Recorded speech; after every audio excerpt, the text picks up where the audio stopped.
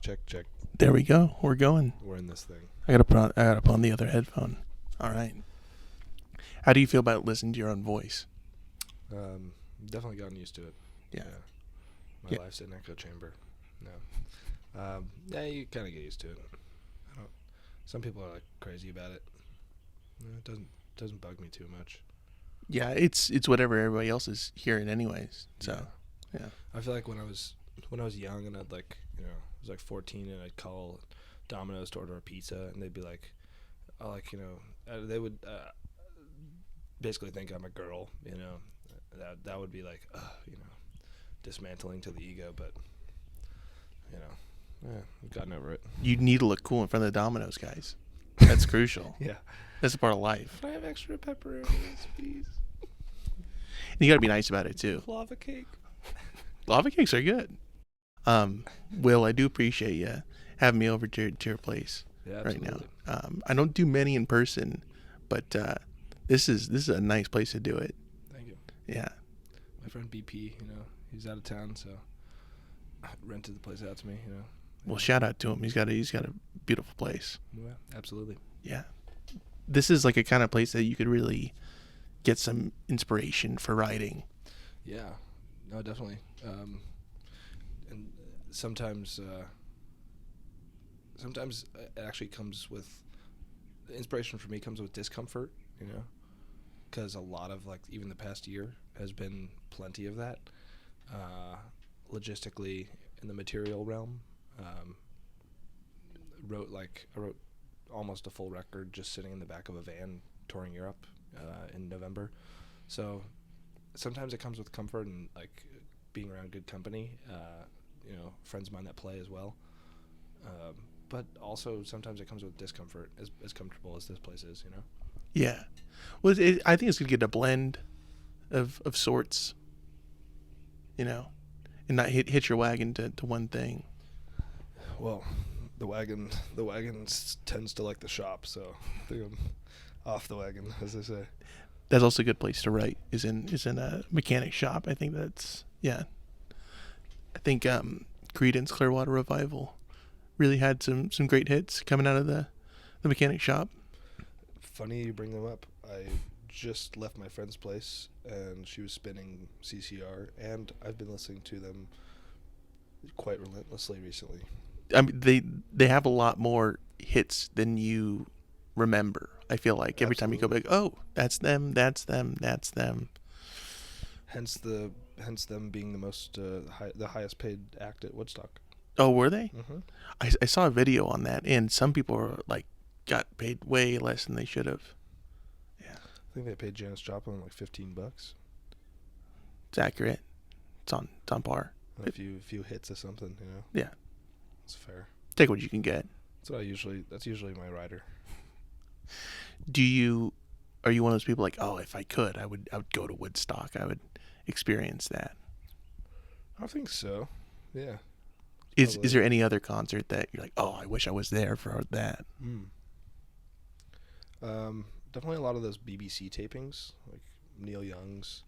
I wish I was at Merle Haggard's Okie from Muskogee Live in Oklahoma. And there's also a really good Willie Nelson concert from... It's like a live with family, and he just like doesn't stop the entire show, just like all perfectly transitions into the next song. That show's really good. And then of course, a few Grateful Dead shows, Yeah. for sure. Yeah, Fillmore, 69. The 29-minute Dark Star into El Paso. Oh my God. That transition. Willie Nelson, I've said this before, Willie Nelson was the best concert I've ever been to, hands down. Yeah? Yeah. Which one was that? Or where did you see him? That was at, I want to say Ohana Fest, but I could be wrong about that. It was something nice. it was some festival like that. Yeah. Kind of recently. I was like, wow. Nice. That's a living legend. A pillar. Yeah, absolutely. To say the least. I had a very serendipitous and special year related to him.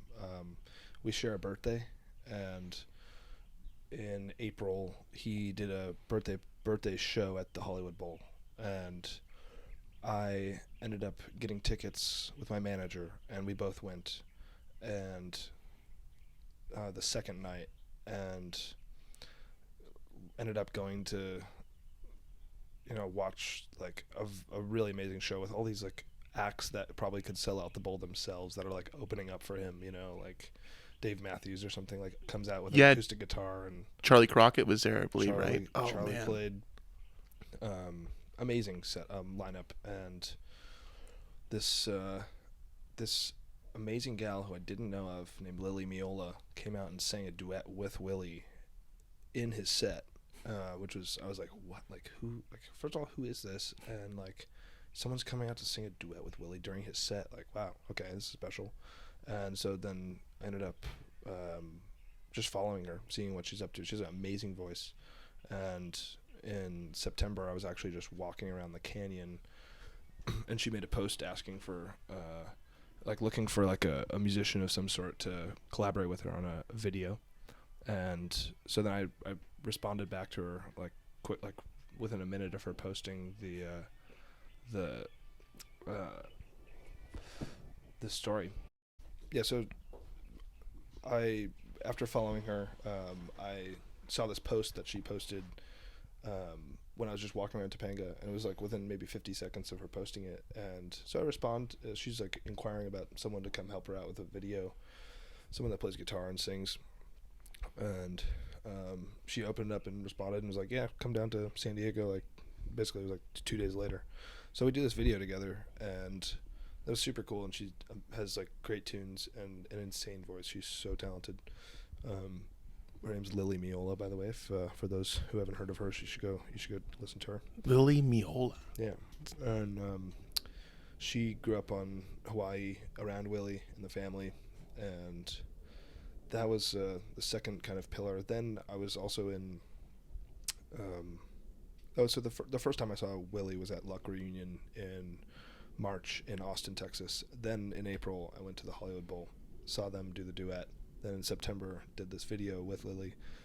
And then in December, I had just gotten back from like a 30-day European tour, and my manager and I went to Maui and went to, basically, I ended up playing with Lily at this festival on Maui for the fire relief, and Lucas Nelson headlined, and Willie ended up playing at the end of the show with Lucas and his band.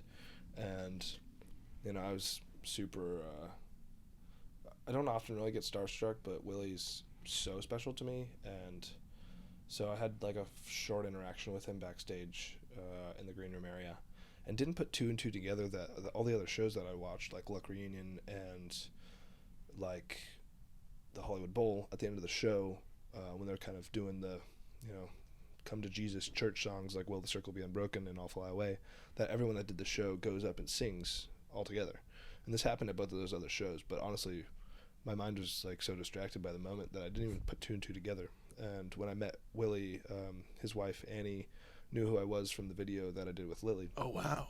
Which was a surprise to me, and I thought that was cool. And then I ended up sitting in these two chairs side stage with Lily that Willie and Annie, his wife, were sitting in. And then at the end of Willie's set, Annie is like go up there, and she like told me to go up with like everyone else, like Kenny Chesney and Jack Johnson, and just the most, a lot of known names, just pillars of music. She's like, go on, what are you doing, go up there. And so I ended up singing on stage with Willie Nelson, which is nuts and so cool. Especially, compounded with me seeing him for the first time at Luck Reunion at his own ranch in Texas, which is also where I'm from, and then, watching the Hollywood Bowl show and seeing and figuring out about Lily through that, and then doing this video with her in September, and then, ending off the year singing on stage with him. Yeah, it was unreal. That's a good cap to the year. Yeah. Wow, man. That's amazing, dude. Yeah. It's one of those people that's not like flashy at all, and it's just a pillar of the temple of this past century's music. Mm-hmm. Someone that's expanded a genre, conquered it, and contributed so heavy to such important songs that people know. It's kind of like what we were talking about with CTR and their hits that you forget were even hits, but you could sing along the entire thing. People who, even though Willie's a household name and, almost better known than country itself, the music, Willie's songs, everyone knows them. Everyone knows how to sing, like, Crazy or Blue Skies or something. They know how to whistle it, and it's like someone that's made these pinnacle tunes that have been, channeled beyond just one lifetime. Yeah. That's what it seems like. I was just chatting with a friend that played a show with last night, and Mr. Roger Lemieux, and he was telling me that Willie experienced like a really heavy heartbreak in this is early 60s. It's probably 63, and he was in Houston, and he ended up writing like 10 of his best hits in the period of like 5 days, including Crazy and like Hello Walls, all the early hits that he ended up like selling off to other people. And Willie was actually playing bass in, I think this is I don't know whose band, I'm not going to say it wrong. Someone's band. I'd like to say Ray Price's, but he ended up, was kind of rejected in Nashville, but he ended up selling all these songs, and obviously Patsy Cline, made Crazy super famous, and so he got huge royalty checks from this. And even though he was the bass player, he had he just used all the money on like getting a suite in every hotel room, even though all the other band was like stuck in this tiny room, and like just like totally threw all the cash away. It's probably like $7,500 or something back then. And like he just burned it all on like a hotel suite every night, like probably all the party a man could imagine at that time. Sure. I find that pretty funny. Yeah, I think that's it's a good run. A little bit relatable as well. Yeah, minus the $7,500. It's more than that. Is what you get, right? No. Like way more. You wouldn't even step through a door if it. No. That's yeah. You see the thread count on this thing? Come on. Yeah. For the folks who are listening, he's wearing a Italian, I think it's an Italian suit, right? Yeah, absolutely. Yeah. Imported. That was Frank Sinatra's suit, right? It was. Yeah. But now it's yours. He gave it to me. Yeah. You guys are close too. We go back for sure. Definitely. Yeah. Absolutely. Yeah. You were Rat Pack adjacent. Absolutely. Yeah. Right. Mousetrap, Rat Pack, Give a Dog a Bone. Sure. All of it. My closest relation to Frank, whom I definitely love, is a dear family friend of mine. Mr. Patrick Williams is a jazz composer, and I spent a stint in his estate in Santa Monica, and ended up producing a record and singing through a mic that Frank Sinatra gave to Patrick. It's a 60s Neumann U67, and I think it's priceless. The crooner special. Absolutely. Mama's secret recipe. Yeah. And yeah, Frank gave that mic to Patrick for Christmas one year, and so I got to actually sing through it and produce a record through it, which is so cool. You had to redo the vocals on that? Yeah, a bunch. Yeah, tons of spit left over in the microphone. That's in the capsule. It's worth it though. Yeah, in that cage. You smell it. Well, Will, I don't know much about you, but we were chatting before, and you had mentioned that you came from Texas. Yes. Now, is that where this music bug hit you originally? I would say yes and no. I think it depends. I think the bite maybe, but the severe rash and infection and contagion has sprouted upon my my Tex-Pat mission to the West Coast. I started playing guitar at 5, and this was birthed from my mother taking me to a class called Kinder Music in my infantile years, and I really enjoyed it. And so I ended up asking my parents for a guitar for my 5th birthday, and started playing then. I was playing on a 3/4 size classical guitar. I was going to say. Yeah.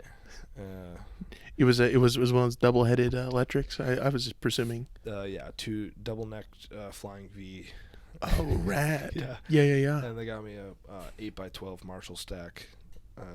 That wasn't loud enough though, right? That was the issue. No, yeah, our basement was too big. Yeah. So we ended up getting 3 of those. Hmm. But yeah, it's training wheels. Yeah. It's that kind of thing. Right. You gotta be able to do a wheelie with training wheels before they're gonna take them off. Mm-hmm. Yeah.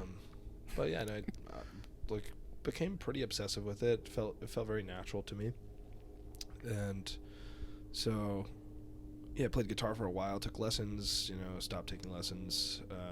Played in the church for a while. Played in the church for about 13 years, I think. Singing, playing guitar, playing lead, playing bass, playing drums, singing backup, all the roles really you could imagine, and that was definitely formative for like a band dynamic and playing with other people and getting rhythm right and being able to like play while singing. I remember how difficult that was to like try to differ like playing guitar and singing at the same time, but that's kind of where it started. And then I was known by all my friends as like a musician, but I was never super serious about it. I had a band with my good friend Alex in Houston when we were in high school, and then we both went to college, and I went to a business school in the middle of Texas called Baylor, and shout out to him, Baylor. Shout out to him. Shout out to the Bears. Was that the mascot? Oh yeah, good deal. And I tried my best, but I definitely eventually felt the longing and the desire for some manifest destiny. So I ended up dropping out and moving to a commune in Orange County in Anaheim. Okay. My neck of the woods over there. Your neck of the woods. Maybe you heard us, rocking out. Maybe. Maybe you've been there. I don't know. I haven't, but I'm gonna get the directions there now. I'm gonna go cruise by. And it's been demolished, so that's the only reason I'll say the address. I was gonna say. I'll build it back up. So just everybody swing on by. I'll be there if you want to help out. It is a commune, so you got to do your part. We'll have a GoFundMe in the bio. Yes. Yeah. It'll be up. It's actually already up. So. It's already up. Okay. Good. Yeah, we're really close. Coming in from Hot Tuna 421. Thanks for the donation. Yeah. Mm-hmm. We're doing this thing brick by brick, baby. Yeah. So we thank you, and we'll have some organic wine for you upon arrival. Thank you very much. It's we're distilling it right now. We're distilling it. Yeah. And you'll be first in line at the welcoming party. Thank you very much, Hot Tuna 421. I like that Hot Tuna was your was your base on that. Yeah. I want to say Hot Orange, but I don't know why it didn't stick. I ended up finding a lot of clarity leaving school where I felt that I didn't belong at all. Mm-hmm. And I come to this commune to a very much a resting place and a very eccentric and special family that I connected with heavily. And they had created a space where I could finally know what feeling the present moment was. And I'd felt that prior in some awakening experiences that I had in college, that I sort of chose for myself to have to come to that realization. Mm-hmm. Not to sound too esoteric, but that's kind of how it is. It's a good word. And esoteric. Can we get an esoteric in chat? Yeah. And then leaning into that more for like a prolonged 8-month period, instead of like an 8-hour journey that I experienced in college. This commune really provided a space for me to fully dive into what most would consider like a hippie lifestyle. But I actually really considered it a beautiful stark contrast to my lifestyle in Texas. And I felt at home finally, not in a space, but in a mindset that I didn't know was there or possible. And I think that is, to allude back to this being bit by the bug question and extended analogy, I think that this is what made my lifestyle and passion for music spark a flame, because before I was limited to, I don't know, playing like, I didn't have any creative energy. Maybe that's hyperbolic, but I didn't have this flame to write songs, or I didn't really have much experience, frankly. And I was playing in a band that I'd started at this commune called American Slang, and it was my buddy Alex and Hunter and Aiden, and we were all playing together and really digging kind of the Bay Area, mid '60s dead sound, Country Joe and the Fish, Hot Tuna, that whole era, Jefferson, and that was a great spark and a great feeling of, wow, this is like what it feels like to really feel in flow and really feel in my element, for me at that time, instead of me like being a skater dude in like Texas college that like everyone said you look like the guy from Almost Famous. And like, I'm like, yeah, thanks guys, and me leaving there, of course, too, I'm like, I think I'm gonna drop out, guys. I'm gonna go like play music in California. Was an entirely outrageous story. It probably could have made the paper out there. Everyone's like, wait, really? And then I get out here and like every single person you meet, you go to the grocery store, like, oh yeah, me too. Oh yeah, you moved out here too to do that? Yeah, same. So it's kind of a funny stark contrast, but that was certainly when the bug bit me, and that was when I started digging way more into roots music, way more into country music, actually, is when I moved to California and playing in this rock and roll band. And yes, that's kind of where the rash spread, the infection, took over, and I realized that this was the journey to be had, unknowingly what it would look like, but that was when I certainly realized I was bit, and realized, I think, a intrinsic role that I should play in the flesh. Taking a step back, how did you find out about this commune in Anaheim? Yeah, so my friend Alex that I alluded to, we had a band together in Texas, and then we both went to college. He went to Chapman, and he connected with the youngest kid of this family, and it was 3 generations of commune. So it was a grandpa, a father, and then two sons. And the youngest son met Alex and invited him to a birthday dinner at his place. And this was in December, and we had already decided to drop out October 18th or something, and this is 2017. You set a date. Yeah. You said it's happening now. Yeah. All right. And I think I only remember it just because like I went home from college to my parents to like have a discussion with them. My parents, especially Pops, like loves a good PowerPoint or a good like formality. So right. I want to show up to to jury duty with due diligence. Yeah, you gotta dress up a bit. I wore the Italian suit. Of course. I brought my spreadsheets and Excel so I think that's why on. I remembered like the date, but December, we'd already decided to drop out, and we already actually signed a lease in Orange, and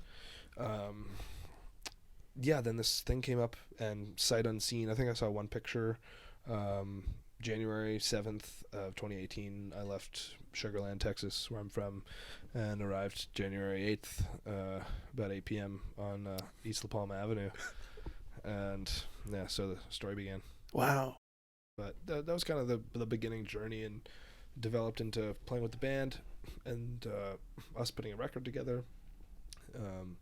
Me being related to us recording at this really great studio called Valentine Recording Studios, which led to me working there for a period of 2 years. It's kind of, it was the beginning of the rabbit hole. Yeah. For sure. So in that time period at the end of your college stint, is that when your music kind of entered your life again, wanting to pursue it again? Yeah, definitely. I was, if anything, just kind of playing along to music and training my ear more, and sitting at my desk and like plugging into an interface and like jamming along to songs. But I wasn't super dialed in, and at that point I've been playing for 15 years, but I honestly should have been way better for playing 15 years. So I felt the need for some catching up once I got to California, but it definitely tickled me. I'd be smoking a joint on my like on top of like a like the first story balcony, my windows like above that, so I'd bring a lawn chair out and like smoke a joint. And I think just one of those times, I was like, man, what would it be like to be like touring and traveling as a musician and living in California and feeling that out? Like, I don't even know what my music would sound like because I haven't even made anything, and I'm just curious. What is that? Right. That's when the bug bit for sure. That's when the bug of wait, what would that be like? Came to me, and then it took a little bit of running through the motions to jump into that for sure, and to commit to it. But that's when it first happened, and then again moving out here and feeling the sweet breeze and the Anaheim air and Oh, of course, yeah. playing with my buds. So you're in Anaheim. You're living at the commune. You're developing your taste for music again. At what point did you say, "All right, I gotta get out of Anaheim, and I gotta get to L.A."? I think that bridge was kind of gapped by my work at Valentine Recording Studios. I was commuting from Orange proper, like Orange Circle, and there was more involvement. There was more interest and excitement. I was still, I think, 21 or 20, and my lady at the time was living in North Hollywood, around the corner from Valentine. So I would go up there, and then I think after this like self-inflicted American slang tour that we put together, we all had moved out of this spot. So I moved in with her, and that began not only I think the beginning of the pandemic, so more isolation, but also working at the studio, and then it's actually like the closest I've lived to the city. After that, I moved to Santa Monica to the jazz composers estate in Santa Monica, and had my studio, and then I moved from there to Topanga. So that's kind of the closest I got, but I then started spending time actually in the city and around the folks I wanted to be hanging around, going to Zebulon. How did you kind of break into the scene, to the music scene, even getting that job at Valentine Recording Studio? Yeah, it always happens serendipitously, and lovely candid connection with people. I connected with Nick Waterhouse while he was mixing his record Very Blue at the studio, and I was just around making coffee and taking names, Kicking ass, chewing bubblegum. Sure. I'm all out of quarter inches, and we connected there, and then we it always happens candidly. Like we reconnected over this like session that I just happened to be at, that he invited me to come back the next day and play guitar on. Oh wow. Yeah, and it wasn't even at Valentine. It was at Shangri-La in Malibu. Okay. And I don't know. And then we go out to eat, and he wants to like do touring together and cut a 45, and that's what just came out in November. And it sort of always just happens candidly. You just you click with the people that you click with. Were you familiar with Nick's work before having that little session with him? Yeah, actually, his record "Time's All Gone" I was listening to in college. So I was like, where do I know this guy from? When I met him at the studio. But I think more so, that I had like a surf rock band in Houston before I moved out here, and the whole world that Nick was around, which is the studio called the Distillery in OC. Mm-hmm. Costa Mesa? Mm-hmm. They were putting out a lot of stuff that I was tuned into. I actually didn't know about the studio, but All Laws and Ty Segall and Mac and Tomorrow's Tulips and Babe Rainbow All This World, I was super keen on before I moved out here, so that was part of my inspiration in moving to California. Mm-hmm. And and then like randomly you get the invite to like this was like September 23rd and 4th of last year. They like asked me to open up their Rainbow Fest in Big Sur and San Pedro in LA. Okay, I was there. Yeah? Yeah, at the San Pedro one. Yeah. Really? Oh, did you watch me play one song? I feel like I did. We inside or outside? Outside. I must have seen it. I was outside. You I were was there there the whole time because I started that show. I want to say I was there for a good chunk of time. That's a nice That was sick. a nice little thing there, and Jaden Smith was there as well. Jaden pull up. He came out. He pulled up. That was sick. That's one of your boys. You guys are really close. You connected Babe Rainbow with Jaden, correct? I think I heard that from Miles Majovic. Oh my god! Shout out to Miles. Yeah, that was good. That was good. A good fest there. That was interesting. I was a bit of a hair puller because we played the night before in Big Sur. Yeah. I played at 8 p.m. I went on right before 70s 2 Bride, and then we had to drive all the way from Big Sur to LA Easy. to make a 4 p.m. set. We pulled in tires screeching with our guitars in our hands, and Al and Caleb and I ran on stage and only had time for one song. And we played one song.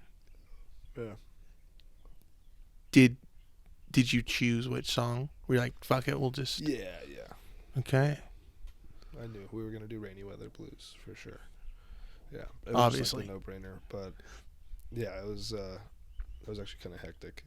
It's pretty nuts, but moments like that though, regardless of the logistical nightmare, are always like a real like sweet nostalgia to myself, sitting on the balcony like smoking the J in college and being like, I wonder what it would be like to, and I'm like, playing with like these people that inspired me to move to California. That's pretty wild. Yeah, so that and my work with Nick, same thing, and yeah, it's all like, it's so cool, Yeah. so cool. Have you felt like you've really gotten into what you wanted to do after moving to LA? Yeah, definitely. As opposed to just the OC California life. Yeah. Yeah, definitely. Yeah, I after that band, I had a duet project, and then that disbanded, and that was a catalyst for me writing an entire record of songs that I actually hadn't written any music before then. So that was really cool. By yourself or independently. Okay. So and what was that process like? Were you like, it's kind of daunting, or were you like, I'm ready for it, I want to do it? Oh yeah, definitely. Yeah, it was a emotional roller coaster for sure. Decently. It was like first love and first heartbreak. So great catalyst for writing. Absolutely. So that's what birthed all the songs on this full-length record that I'm gonna be putting out shortly, and it wasn't something that was like thought over, at all. It was more so like, oh, I'm actually have something to feel, so now I have catalyst for material and a fertile soil for inspiration. So right. Yeah, it was a no-brainer. I went on a Alaskan cruise with my parents and wrote about 18 songs in a week, and so it turned out to be the full-length record. It seems to me that you just need to be in a vehicle of some sort to be writing some stuff. I think that's pretty true. Yeah. Any vessel. I've written a song on a train. I've written a song on a plane. Actually, I've written 2 songs on a train. Yeah. In the van. And in the van. And on the cruise. And on the cruise, yeah, on a boat. Every vessel. Every type, yeah. So did you record this 45 that's it's coming out, right? The 45 is out. Or it's out, okay. Yeah. And you didn't do your research, did you? No, I didn't. I really slacked on this one. No, yeah.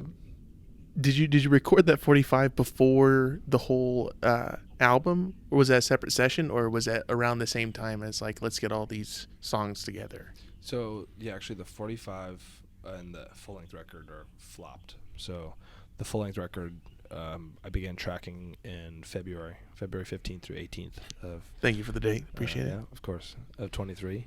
And then I had already written it all. I hadn't even written the 45 at this point.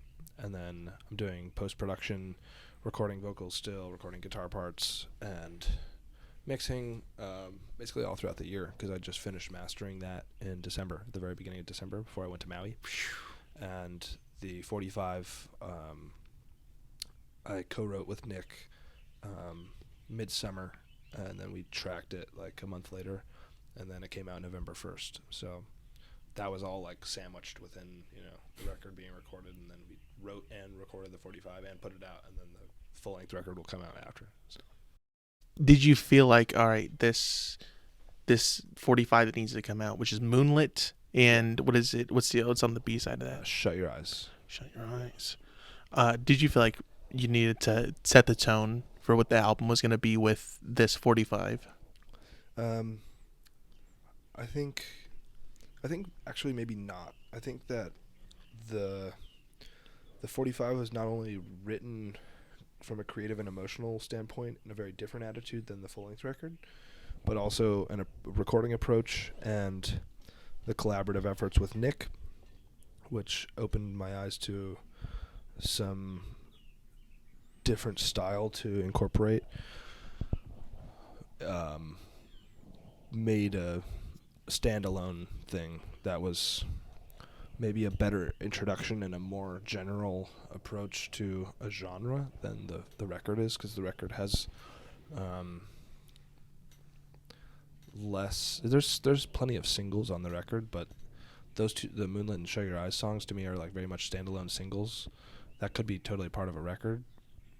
And the full-length record is sort of a full concept album storyline that all kind of tells the same story, and the other ones are more relevant to right now. And so the full-length record is, like, in my boat, sort of an old story, but it's coming to life upon its release. But it's sort of it's almost like a emotional timepiece, because it's no longer relevant to where I'm at, whereas the 45 is, and Moonlit couldn't have been written more from a standpoint of what this entire year has been for me, as opposed to that full-length record, which was the previous year, 22, and also some of 21.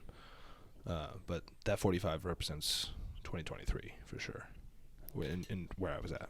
Good deal.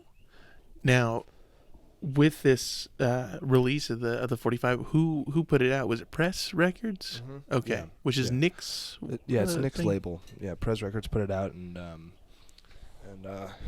Wax soon to arrive. I'll do a shameless promo. Yeah, good. That's good. You can purchase the 45 on Press Records. It's PRES records.com. Is that do you have a date on that? That is going to go live on the site? It is live. It's live right now. Mm-hmm. Yeah. Okay, so after people are done, open up a new tab from the GoFundMe and go purchase that right now. Yeah. Okay. Cool. Absolutely. After donating to the commune, Brick by Brick Association. We're almost there. Yeah. Yeah. And the full length is going to be also on Prez Records as well? No, it's not. I'm planning a self-release. Ooh, okay. And the record was recorded independent from Nick. So I actually co-produced this record with my friend Chris Dixie. And is that Dirty Dixie? Is that guy? Is, yeah. Okay, cool. Shout out to Papa Pig. And it was a really, really fun project, and my first ever recordings, and Chris brought in some amazing musicians to collaborate. We have Frank Lenz on drums, Roger Manning Jr.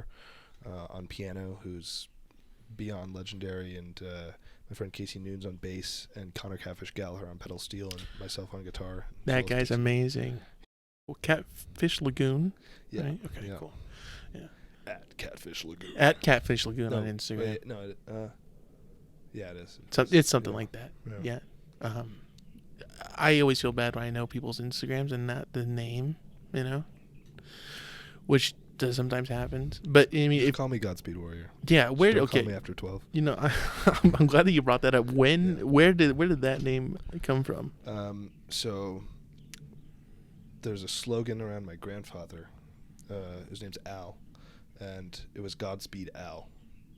And on March 18th, 2020, when Al died, I changed my handle to Godspeed Al. But that was taken, and it wasn't taken by anyone related to the sentiment.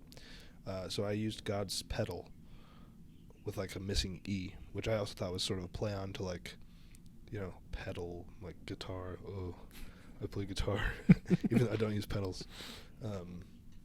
And so it was God's Pedal for a while. And then for whatever reason, the Warrior thing came in, and I don't know. That's I just changed it to Godspeed Warrior. It's catchy. Yeah. Yeah. And actually, Chris Dixie is like, you gotta like just get your name on your handle. And I was like, all right, I'll try it. And a few weeks ago, I tried to do it, and there's a European, I think maybe he's English, motocross rider with the same name, Will Worden, and he's not been open to handing over the handle. Oh, you reached out. I did. I offered him big bucks too. Yeah. Tens of dollars. Yeah. Come on, man. Yeah. It's $30. It's a good chunk of change. Mm-hmm. Oh man. Well, Will, if you're still open, we're open to negotiations. Mm-hmm. And or third GoFundMe. Yeah, and or donate to the current GoFundMes out there. We'll also accept that as payment. GoFundMe Warrior. GoFundMe Warrior. When you started working on this full length, was it the first? I mean, not the first time that you were recording things, but the first time that just the songs that you were working on were recorded. Correct. Yeah. And I had a real, December, January going into January of 2023, sort of a slower chapter for me. I had, 6 months prior gotten back from this cruise. I just wrote all these fresh tunes, and I had a string band with Walter, Mr. At Old Jitters, and Mr. Christoph Cernick from BJM. He was playing guitar and mando with me, and Mr. Joe Dillon on mandolin as well. And I was demoing all my live tunes, and I hadn't really gone on a real stage, and Mr. At Tarn Flowers. Just drop everybody's handles getting dropped. He booked me to play this country showcase at the Troubadour on February 13th. And thank you. I'm visual. Thank you.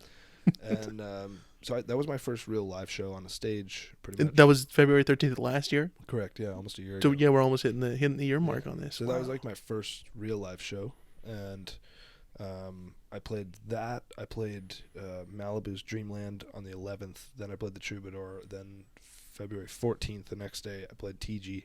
And then 15th, 16th, 17th, I went in the studio and recorded my record. And I had no voice. Like, the whiskey came out at noon to try to open up my chords. I knew pretty well on 90% of the songs what I wanted them exactly to sound like. Like, even sitting on the train in rural Alaska, going through the Yukon Pass when I wrote Remember You'll Always Be Mine, I knew exactly what it would sound like. Yeah, and I just have a piece of paper and a pen with me. I don't even typically write with a guitar. Mm-hmm. I just write out the chords. But there were a few songs I didn't know, and they were up to experimentation on what they might sound like. Did you showcase those on the 13th, 14th, 15th? Yeah, Some of those? Yeah, I'd been playing them with the string band and with this electric band for 6 months. So I'd worked most of them out. But I didn't know exactly what songs would be on the record, but I had a good idea. And so I went in the studio, and the process was great. I mean, I really, truly enjoy being in the studio and working out things. And then some of them were kind of up to experimentation, and Dixie definitely lent his ear and his ideas on accompaniment and arrangement, and it was a great feeling. I mean, we did 13 songs in 3 days in the studio with a live band, so it's pretty heady, and I hadn't played with half the band ever anyway. So, yeah, very unique situation. But, yeah, that was kind of the process, and then it led to about I guess 7 more months of um, post production and vocals and arrangement a bit and adding strings and background harmonies and stuff on after that I didn't really have to think about in the moment. But that recording process was great, and it feels really good to be at the end of that now with a sealed book of the whole story, and now I've written a bunch more tunes, a bunch more that I'm excited to record. So yeah, the whole process was great though. A really great feeling to conjure up all these tunes and then have them recorded, polish them off, and feel that whole process and what it feels like. Right. Do you think that you'd do that process again, kind of go into it dry, in a sense of like, I don't really know how this is going to work out, but we're just going to work on it kind of a thing? I would say that's more the process that I did with Nick for the 45, and that too worked really well. And I brought a half-written song to Nick, and then I brought him a chord progression, and the chord progression was Moonlit. So it was just chords, and starting dry and starting basically with a blank slate with Nick worked really well, and we both really clicked in the intellectual realm of word choice and meaning behind the song and whatnot. And the other, this full-length record is kind of a lamentation and a monastic dive into heartbreak and the story of love and loss, and the reflections of what it feels like to feel, So those processes were actually quite different, and since then I've been collaborating and writing with other people and enjoying that as well, and writing tunes with myself and writing it on a napkin or whatever. But the other one was, the full-length record was quite formal. I walked around that entire cruise ship with earbuds in, exclusively listening to 1965 Johnny Paycheck and George Jones, with the aviators on the entire time. I didn't look anyone in the soul. Of course. And I was just drinking coffee and chain smoking off the back of this cruise ship, looking at icebergs, and had a legal pad, and I wrote all 18 songs there. I think it's important to tell the folks at home, if you're trying to write some songs, I mean, that's a good start to it. It's pretty, yeah, some scientific method right there. Right. With all this happening at this point, did you have a feeling like this is what it would be like to be recording all this and this process, or is it kind of a little bit different than what you expected it to be?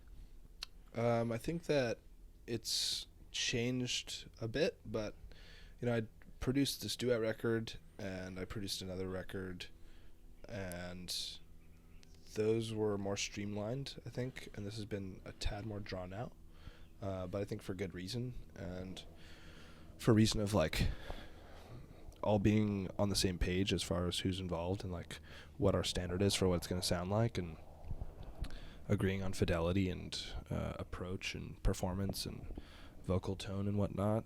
But I think it was pretty. There weren't too many curveballs. Yeah, curveballs at all. I think it's been pretty linear for the most part, and maybe more dynamic is the live scene and live performance in LA, frankly, as well as U.S. tour and European tour, and a really busy live schedule this year, which has probably brought the excitement, and also that week that I described to you in mid-February leading up to the sessions, that definitely contributed to the energy that went into the record, Right. No question that there's something to that.